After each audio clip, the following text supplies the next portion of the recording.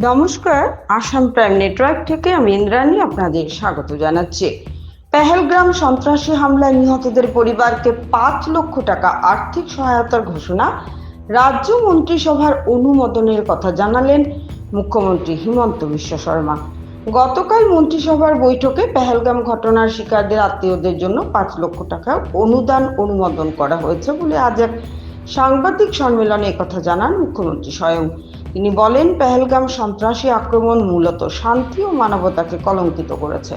ক্ষতিগ্রস্তদের পরিবারের পাশে দাঁড়ানোর এটি একটি ক্ষুদ্র প্রচেষ্টা মাত্র বলেন তিনি। গতকাল অনুষ্ঠিত আসাম মন্ত্রিসভার বৈঠকে বিভিন্ন গুরুত্বপূর্ণ সিদ্ধান্ত নিয়ে আমরা জনগণের মঙ্গলের দিকে দায়িত্ব নিয়ে এগিয়ে চলেছি বলেন মুখ্যমন্ত্রী। মন্ত্রিসভার সিদ্ধান্তের মধ্যে পেহেলগামের নিকটতম মানুষদের অনুদান, শক্তি বিভাগের ক্ষমতায়ন, শিল্প ও চাকরি সৃষ্টি, ওবিবি শিক্ষকদের মুখ্যমন্ত্রীর স্বনির্ভর আসাম মিশন। এদিকে মুখ্যমন্ত্রীর দাবি, পাকিস্তানের এমন বর্বরতার প্রতিশোধ নেওয়া হবেই। ওলাব। আমাৰ যোৱাকালি মই এইটো ইতিমধ্যে ঘোষণা কৰিছিলোঁ যে পেহেলগামত যিসকল ব্যক্তি পৰলোক প্ৰাপ্তি হ'ল, হত্যা হ'ল, তেওঁলোকৰ পৰিয়ালক আমি 5 লাখ টকাকৈ এটা সৰু সাহায্য এটা আমাৰ শ্ৰদ্ধাৰ চিনস্বৰূপে আগবঢ়াম। মোৰ এনাউন্সমেণ্টটো যোৱাকালি কেবিনেটে অনুমোদন জনাইছে। 12 তাৰিখৰ পিছত অসম চৰকাৰৰ প্ৰতিনিধিয়ে গৈ শ্বহীদ পৰিয়ালসকলক বা যিসকল পৰলোক প্ৰাপ্তি হ'ল তেখেতসকলক আমি আমাৰ অসম চৰকাৰৰ শোকবাৰ্তা আৰু সৰু যিটো আমি এটা শ্ৰদ্ধাপূৰ্বক এটা অনুদান আগবঢ়াইছোঁ সেইটো আমি হেণ্ড অভাৰ কৰিম। আমাৰ ব্যুৰো অফ ইকনমিক অফেন্স বুলি অসম চৰকাৰত এটা এজেঞ্চি আছিল। যোৱা 4-5 বছৰ তেওঁলোকে বছৰত 2টা বা 3টা কেছে কৰে আৰু GST অহাৰ পিছত টেক্স ইভেশ্যনৰ কেছবিলাকো তেওঁলোকৰ হাতত নোহোৱা হৈ গ'ল।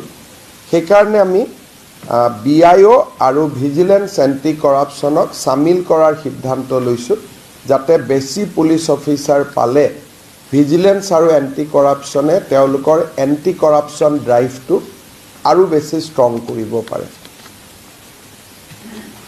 আমাৰ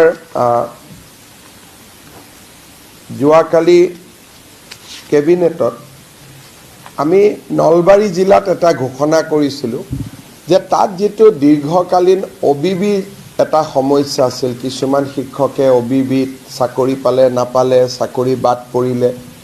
আমি নলবাৰীত ঘোষণা কৰিছিলোঁ যে এওঁলোকক চাকৰিটো দিব নোৱাৰি, কিন্তু মুখ্যমন্ত্ৰীৰ আত্মনিৰ্ভৰ অসম আঁচনিত যদি আবেদন কৰে তেওঁলোকক আমি 2 লাখ টকা কৰি এটা এককালীন অনুদান দিম। 347 গৰাকী OBBৰ আবেদন আমাৰ লগত আছিল। ৰাজ্য চৰকাৰে এখেতসকলক 2 লাখ টকাকৈ দিব সিদ্ধান্ত লৈছে, যাতে বিষয়টোৰ এটা নিষ্পত্তি হ'ব পাৰে, ফাইনেল যিটো নিষ্পত্তি বুলি কয়। আমাৰ যোৱাকালি কেবিনেটে টাৰ্গেটেড ছাবচিডি ইলেক্ট্ৰিচিটি বৰ্ডক, মই যিটো কৈছিলোঁ যে 1 টকা আমি দাম কমাম, কালি আমি ইলেক্ট্ৰিচিটি আসাম পাৱাৰ ডেভেলপমেণ্ট কৰ্পৰেশ্যনক 300 কোটি টকা এজ এ টাৰ্গেটেড ছাবচিডি আৰু 200 কোটি টকা এজ এ নৰ্মেল ছাবচিডি আমি 500 কোটি টকা কেবিনেটে দিব সিদ্ধান্ত লৈছোঁ।